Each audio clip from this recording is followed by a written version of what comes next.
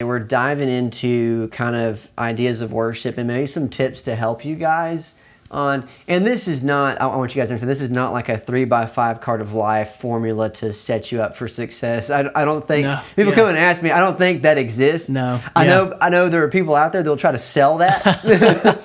Yeah. But I see those and I kind of just chuckle. I think it should be more like, hey, my experience with worship is this, instead of like 5 tips to guarantee success. I'm just like, dude, you got one story of a million.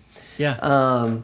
And so we're going to talk about that today. What in the area of worship, and I think we've got a great guy in here. You're not going to meet somebody more talented. Appreciate that. And with a heart for the Lord together. And I think those two go together, because I think you can have a lot of guys that are super talented, because to me, God hears differently than we do. Yeah. Lord prefer one faithful person over 1,000, lip service. Yeah. It's so true. God doesn't hear with our ears or see with our eyes. Mm-hmm. He sees something deeper. He sees the heart. He sees the heart. And if the heart's wrong, God can't hear it.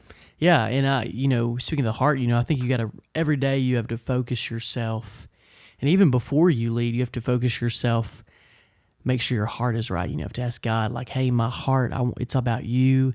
This is about your church. This is about your glory. It's not about my glory, but help me to lift up your name.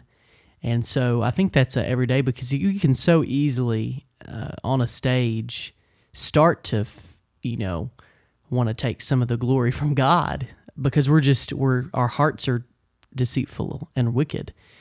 But we just have to refocus our hearts and our minds on Jesus. So, yeah. It's true. Yeah. It's true. Jesus is key.